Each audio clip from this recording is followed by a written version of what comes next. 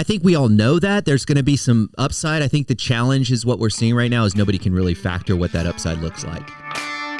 Do you want a wealthy retirement without worrying about money? Welcome to the Retire in Texas podcast, where you will discover how to enjoy your faith, your family, and your freedom in the state of Texas.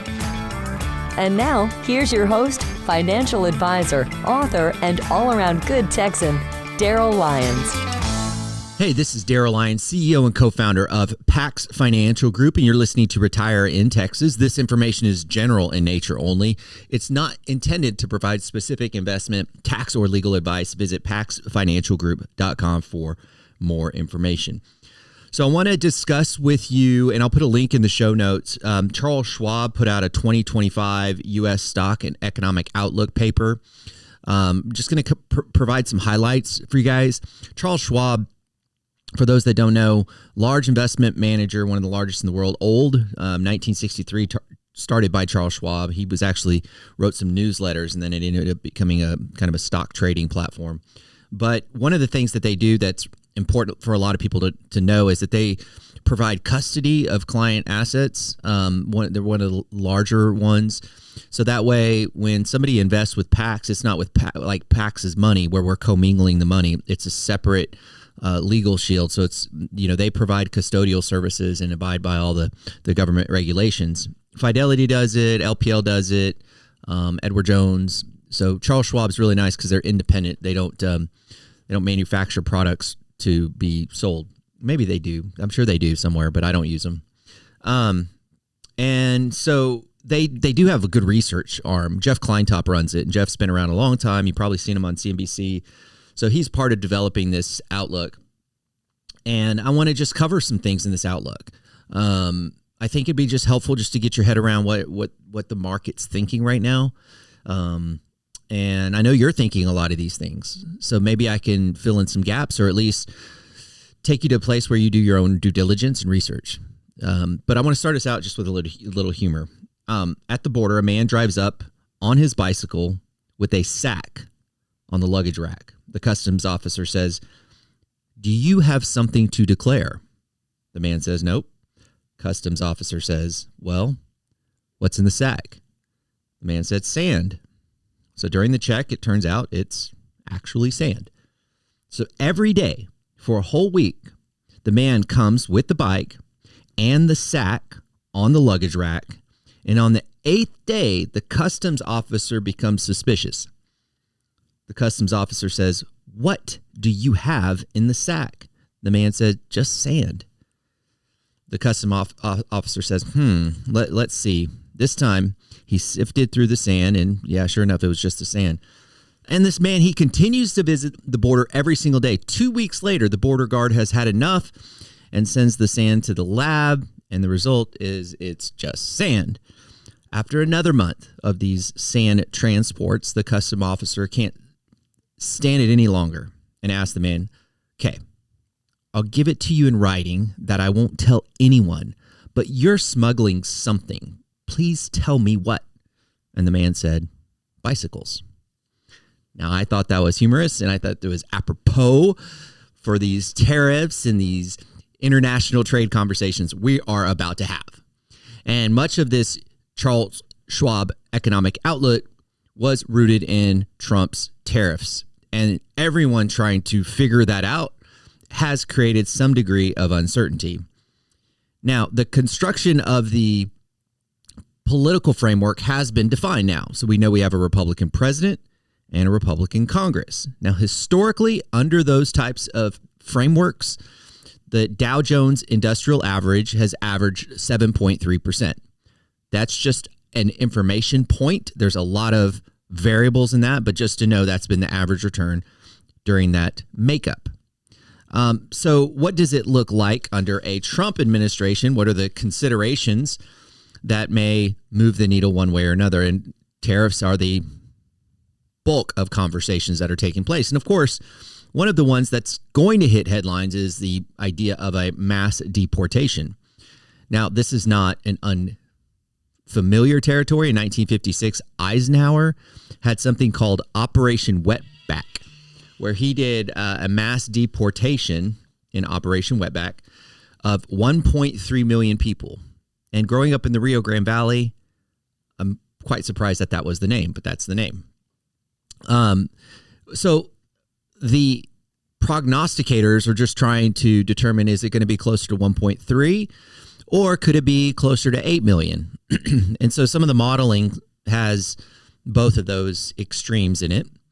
And then there's modeling that's kind of looks at both a deportation scenario and various volumes along with tariffs.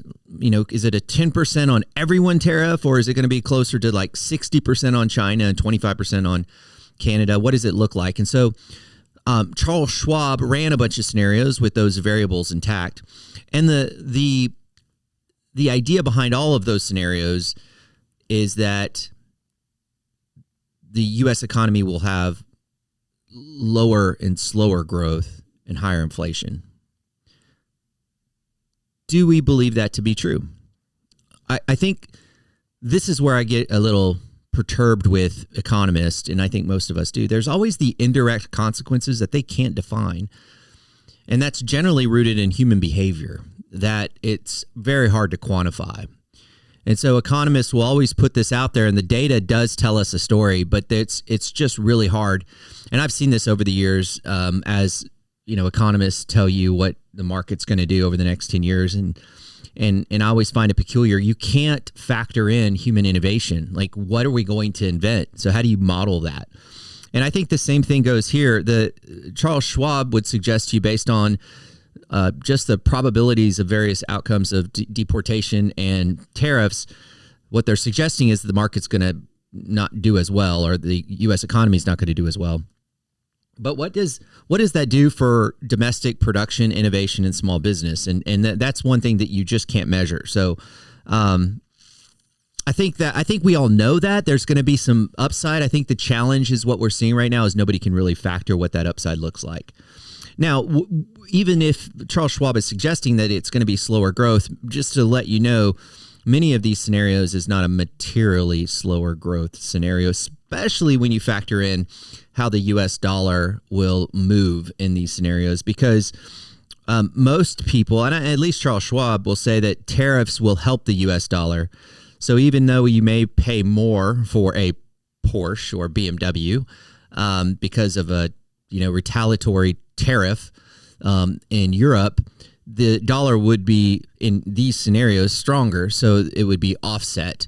And so that's a consideration that does need to be taken into consideration. You have the tariffs and you have the deportation that certain economists, and I would suggest to you those with bias, would suggest it's going to result in a lower and slower economy. And then if you were to factor what are the indirect consequences, like, maybe somebody starts a new steel business in the United States or whatever. And then the factor of the US dollar, how that would be stronger. Once you add those factors in, you actually see a more robust economy. And I think that's alluded to it a little bit in the Charles Schwab paper. You'll have to check it out for yourself. Like I said, I'll put a link in the show notes. I think you've got an interesting window coming up, even maybe now, to travel to Europe. We continue to see this dollar strengthen, and I believe these tariffs will probably continue that trend. We just don't know the retaliation effect. I was at a workshop just recently, and somebody who knows Mexican-American international trade much better than I do, and the suggestion was that it doesn't matter. Mexico is going to do whatever Trump asks. And I know that politically we won't hear that rhetoric, but that was what somebody smarter than me said. Mexico will just, Trump's going to say, this is what we're going to do, and Mexico will say, okay. So we'll see how that plays out. I mean, the posturing will be much different on television for sure.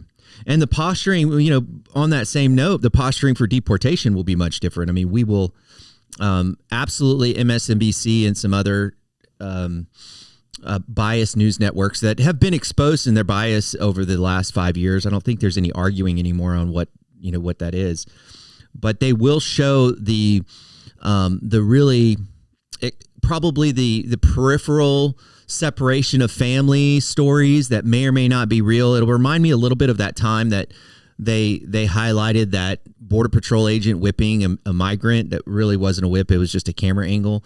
But a lot of people believe that, like for a long time. Even our vice president believed that the Border Patrol was whipping. And so I think we'll see some of that same rhetoric in the deportation. And so you just got to be smart about that.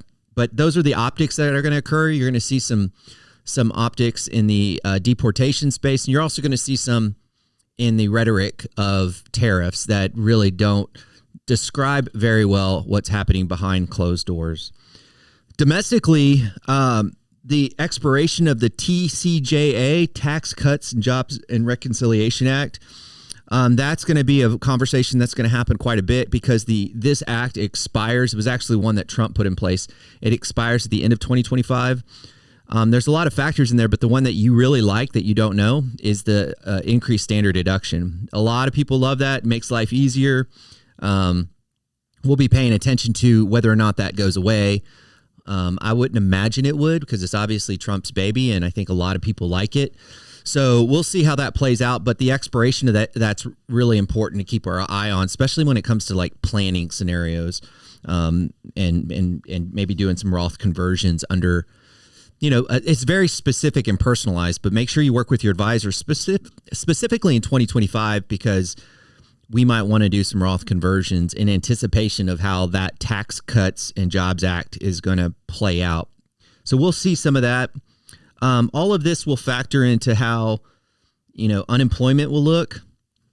And right now we've got a pretty, the nice number. They look for a nice sweet spot of unemployment. They don't expect to be perfect, but right now, unemployment's pretty good. It's surprising how much, and Schwab alludes to this, how they even said this, foreign-born individuals have counted for nearly all of the U.S. labor force growth over the past 4 years. Foreign-born individuals have accounted for nearly all of the U.S. labor force growth over the past 4 years. And so, some of that immigration has helped.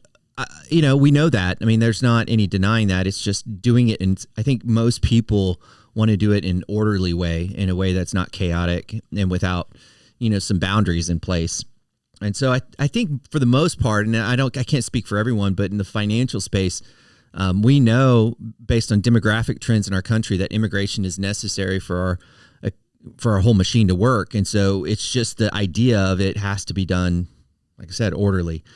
And small businesses, depend on, foreign work. I mean, the National Federation of Independent Business Owners is a good indicator of optimism in the markets. And right now, small businesses are very, very optimistic.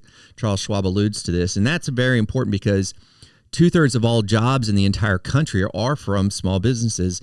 They're suggesting is the biggest challenge that they have is inflation in the import of their input costs. And so hopefully, inflation is trending down. We know that, but we're still standing on the shoulders of a 20% increase that happened over the last several years. And a lot of the businesses can't mark up their products to account for that high input cost.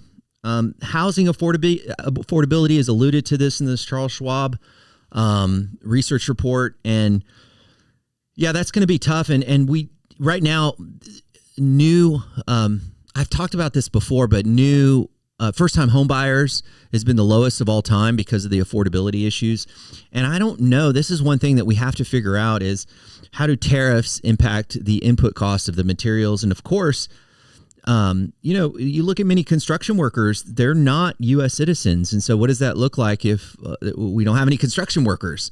And so we'll have to pay attention to that. There is a good index that's alluded to in the Charles Schwab. I think they actually show it. The National Association of Realtors they have an affordability index. That's a nerdy way of saying, is the housing market affordable? And I'd really like to see that get to a place where it is affordable, especially as I have kids that are going to be first-time home buyers. I want to see them being able to capture and participate in that American dream. So I talked a lot about the economy, and I don't have much time left to talk about the stock market, which actually they mirror each other, but they're not always exactly the same thing.